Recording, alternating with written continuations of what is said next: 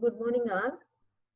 In this lecture, I am discussing about total probability theorem and one example based on total probability theorem. Okay. First, we know about the probability concept. Here, in the probability, we are using conditional probability concept also. Conditional probability in the sense, if we are taking two events, out of the two events, one event is known event and the other event is unknown. So at that time we are using conditional probability. The conditional probability concept is also used here. Here in this total probability theorem, we are taking consider a sample space S that has n mutually exclusive events Bn. Here sample space means we are considering all the possible outcomes in any experiment that will be called as sample space. Okay. Next, mutually exclusive events. What is meant by mutually exclusive events? If we are considering two events, if you are not having any common elements in the two events, then those two events are called mutually exclusive events. Suppose if you are taking mutually exclusive events examples, even numbers. Even numbers means what are the outcomes we'll be getting? 2, 4, 6, 8 and so on like that. Odd numbers. Odd numbers means 1, 3, 5 and so on. So suppose event 1 is getting an odd number, event 2 is getting an even number in the natural numbers. Okay. If we observe the two events, we are not getting any common elements in the two events. So those two events are called mutually exclusive events. If you are taking another example, tossing a coin. Tossing a coin means what are the outcomes we'll be getting? Head and tail. Okay, head and tail. So here, if you are taking one event is head, another event is tail. Okay, so here we are not having any common elements. So like that, if we are not getting any common elements in the two events, then those two events are called mutually exclusive events. Here in this sample space, we are having n mutually exclusive events Bn, where n equal to 1, 2, 3 and so on n. That means here we are taking B1, B2, B3 and so on Bn. N events will be taking. These n events are mutually exclusive events. Okay, here the mutually exclusive events means there is no common elements. There is no common elements means the intersection part will be 0. The intersection part will be 0. That is Bm intersection Bn is equal to empty set. You are getting empty set or null set. Okay, for m equal to n equal to 1, 2, 3 and so on n. Okay. So the probability of any event A defined on the sample space can be expressed in terms of the conditional probabilities of events Bn. Okay, the probability of any event A defined on the sample space can be expressed in terms of the conditional probabilities of events Bn. This probability is known as the total probability of event A. This probability is known as the total probability of event A. Here we are taking the sample space as, in that sample space we are taking n mutually exclusive events. Here mutually exclusive events means there is no common elements, that is the intersection part is 0. That's why Bm intersection Bn will be getting as null set or empty set here. Now the probability of getting an event A, the probability of getting an event A, that will be expressed in terms of the conditional probabilities. Okay, conditional probabilities. Then this probability is known as the total probability of event A.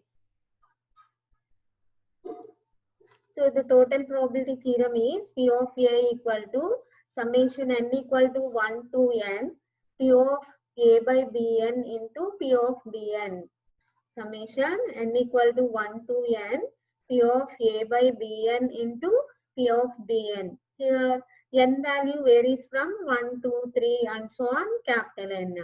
Okay, so if we expand this expression, then we are getting p of a by b1 into p of b1 plus p of a by b2 into p of b2 plus p of a by b3, p of b3 plus and so on, p of a by bn into p of bn.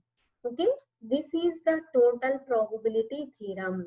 This theorem is used for doing the problems also. Okay, in which type of problems we are using this total probability theorem? Here, if you are taking this probability P of A by Bn, that is in this is related to the conditional probability. Conditional probability means whatever the event in the denominator, whatever the event in the denominator, that will be known event. Okay, whatever the event in the numerator, that will be unknown in the known. Okay, so by using the conditional probability, we are having the total probability theorem. Okay, so for doing where in which applications this total probability theorem is used means, we are taking one example. Okay, so here example problem is taking two boxes selected randomly. Two boxes selected randomly. The first box contains 2 white balls and 3 black balls. The second box contains 3 white and 4 black balls. What is the probability of drawing a white ball? What is the probability of drawing a white ball? See here, two boxes selected randomly. The first box contains 2 white balls and 3 black balls. The second box contains 3 white balls and 4 black balls. What is the probability of drawing a white ball? Okay, so here we are having, if we understand this problem, what is given values? Two boxes are given. Okay, so two boxes are given. We are selecting randomly one box. Okay, so here the first box contains 2 white balls and 3 black balls. That means totally first box contains 2 plus 3, totally 5 balls. Okay, the second box contains 3 white and 4 black balls. That is, the second box contains 3 plus 4, 7 balls totally. What is the probability of drawing a white ball? Okay, we require the probability for getting white ball. If we observe the given values, the white balls are present in first box and in the second box also white balls are there. Okay, the two balls contains white balls. In this case, we are using total probability theorem. Okay, see here. Here two boxes are selected randomly. So two boxes are said to be B1 and B2. Okay, B1 and B2. Now here only two boxes will be there. So what is the probability for getting B1 is equal to 1 by 2. How we are getting 1 by 2? The definition for the probability is the number of favorable events divided by the total number of events. Okay, the number of favorable events divided by the total number of events. Here, B1, B2, two boxes will be there. Total number of events are 2. Okay, probability of getting B1, that means B1. How many B1s are there? Only 1. That's why the favorable event is 1 divided by the total number of events are 2. Like that, P of B2, that means probability for getting B2. Probability for getting B2. How many B2s are there? Only one B2. So the number of favorable outcomes are 1 and the total events are 2. Sorry. Okay. So here also probability of B2 equal to 1 by 2. So that is equal to 0.5. So here if you are taking two boxes B1 and B2, then P of B1 equal to 0.5, P of B2 equal to 0.5. Okay, given the favorable event is, here we need selecting white ball. We require selecting white ball. So for that, here suppose first box 1 is selected. Suppose box 1 is selected. Box 1 having, which was box 1. The first box contains 2 white bars and 3 black bars. So first, suppose if you are taking box 1 is selected randomly. Box 1 is selected randomly. In box 1, how many white balls are there? 2 balls. How many total number of balls? 2 plus 3, 5. That's why here P of W by B1. What is the meaning here? In box 1, what is the probability for getting white ball? Okay. In box 1, the probability for getting white ball is equal to, in box 1, the number of white balls are 2 divided by total number of balls 5. That is 2 by 5 is equal to 0.4. Okay, are you understand? Suppose if you are taking box 1 is selected, box 1 is selected, this is known here. Whatever the denominator, that will be known. Okay, so here box 1 is selected, that is over. In box 1, the probability for getting white ball. In box 1, the probability for getting white ball is equal to, in box 1, that white balls are 2 and the total number of balls are 5, 2 by 5, that is equal to 0.4. Next, if box 2 is selected, probability for getting white ball. In box 2, what are the balls there? In the second box contains 3 white and 4 black balls. So how many white balls are there? 3. How many total number of balls? 3 plus 4, 7. That's why in box 2, the probability for getting white ball is equal to 3 by 7. That is equal to 0.4285. So the conditional probabilities, these two are conditional probabilities. So in box 1, the probability for getting white ball is equal to 0.4. In box 2, the probability for getting white ball is equal to 0.4285. Now we need, what is the required here?